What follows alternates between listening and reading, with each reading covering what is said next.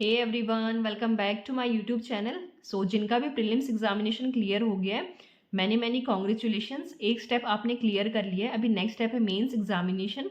तो इस वीडियो में हम बात करेंगे कि मेंस की लास्ट 10 डेज की आपकी क्या स्ट्रैटेजी होनी चाहिए। लास्ट के 10 डेज में स्ट्रैटेजी चेंज करना पॉसिबल नहीं है। तो जो स्ट्रैटेजी मैं बताऊंगी उसमें से जो भी आपको अच्छा लगता है वो आप अपनी स्ट्रैटेजी में ऐड ऑन कर सकते हैं। तो चलिए वीडियो स्टार्ट करते हैं। सबसे पहले बात करते हैं मैथ्स की। ज़्यादातर लोग यही बोलते हैं कि ज़्यादा से ज़्यादा डीआईस की प्रैक्टिस करनी है। तो डीआईस की तो आपको प्रैक्टिस करनी ही करनी है। उससे ज़्यादा जो ज़रूरी चीज़ें हैं वो है मिसलेनियस पोर्शन। लास्ट ईयर भी ऐसा हुआ था कि नंबर सीरीज के क्वेश्चंस आए थे, क्वाड्रेटिक इक्वेशंस के क्वेश्चंस आए थे।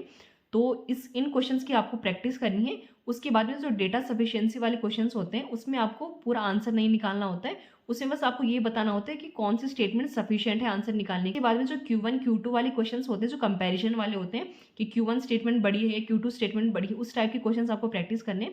डीआई में एग्जामिनर आपको फंसाने की कोशिश करते हैं। ऐसा होता है ज़्यादातर लोग डीआई सॉल्व करना प्रेफर करते हैं।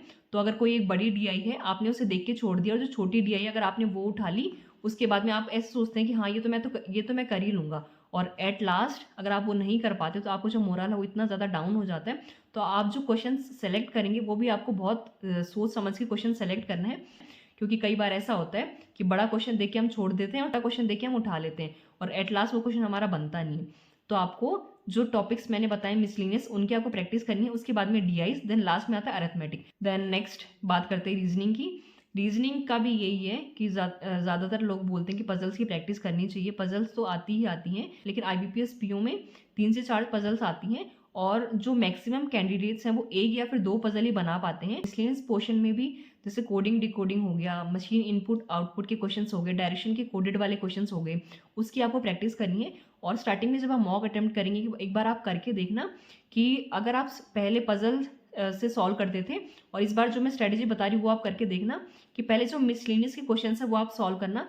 स्टार्टिंग में अगर आप 20-25 मिनट में 10-12 नंबर के क्वेश्चन भी आपने सॉल्व कर लिए, तो आपका जो कॉन्फिडेंस लेवल वो इतना ज़्यादा बूस्ट हो जाता है। बिकॉज IBPS PO की रीजनिंग में 10-12 नंबर लेके आना बहुत बड़ी बात होती है। उसके बाद में आप पजल पे स्विच कर सकते हैं। अगर मान लो आपने एक पजल उठाई और पजल आपसे सॉल्व हो गई है, तो 5 मार्क्स की वो पजल है, तो आपके 18 से 20 नंबर आ गए। इस तरह से करेंगे। पहले आप मॉक में भी एक बार करके देखना। पहले तो आप अपने तरीके से करके देखना जो आप करते आ रहे हैं, कि पहले आप पजल सॉल्व कर रहे हैं, उसके बाद में आप मिसलिनियस सॉल्व कर रहे हैं, और जो चीज़ मैं बता रही हूँ कि मिसलिनियस सॉल्व करना है उसके बाद में पजल पे स्विच करना है, ये आप करके देखना। फिर बात करते हैं इंग्लिश की। तो इंग्लिश के लिए तो यही है, ज़्यादा से ज़्यादा आपको रीडिंग करनी है, और आई होप आप सब लोग रीडिंग कर भी रहे होंगे। बिकॉज मेंस एग्जामिनेशन में कॉम्प्रिहेंशन बहुत ज़्यादा आते हैं, और कॉम्प्रिहेंशन आप तभी सॉल्व कर पाओगे जब आपकी रीडिंग स्पीड अच्छी होगी। इंग्लिश के तो ज़्यादा से ज़्यादा रीडिंग करनी है और मॉक टेस्ट लगानी है। तो अभी बात करते हैं जीके की।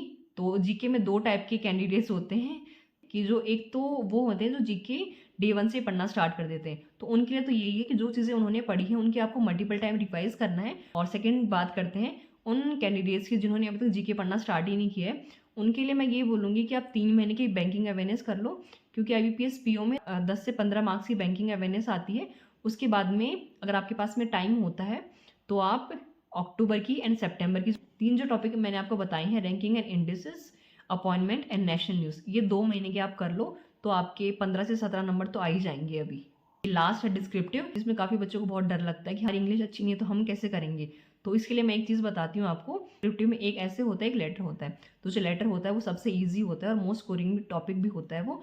तो लेटर में 2 टाइप के लेटर होते हैं, फॉर्मल इनफॉर्मल। आपको दोनों का फॉर्मेट देख लेना है। उसके बाद में आपको मैनेजर को लेटर लिखना है, ये सब आपको लिख के देखना है। देन बात करते हैं ऐसे की। ऐसे के लिए आपको क्या करना है कि आपको कोई टॉपिक उठाना है और उस टॉपिक को आपको गूगल करके एक बार पढ़ना है। उसके बाद में ओन वर्ड्स में लिखना है। डिस्क्रिप्टिव में एक चीज़ मैं आपको बताती हूँ, जो दोनों बार मैंने IBPS PO का मेंस दिया उसमें मैंने फील करी है। जो भी आप सेंटेंस बना रहे हैं उसमें कोई भी ग्रामेटिकल मिस्टेक नहीं होनी चाहिए और कोई भी स्पेलिंग मिस्टेक नहीं होनी चाहिए। ज़्यादा आपको फैंसी वर्ड्स नहीं यूज़ करने हैं। आप ऐसा सोच रहे हो कि ज़्यादा फैंसी वर्ड्स यूज़ करेंगे तो एग्जामिनर इम्प्रेस हो जाएगा, ऐसा नहीं है। आपको अगर आपको उस वर्ड की स्पेलिंग आ रही है तब आप यूज़ कर सकते हैं, कोई प्रॉब्लम नहीं है। बट अगर आपको उस वर्ड की स्पेलिंग ही नहीं आ रही तो आपको यूज़ नहीं करना है। आपको नॉर्मल जो इजी वर्ड्स होते हैं वो यूज़ करने हैं।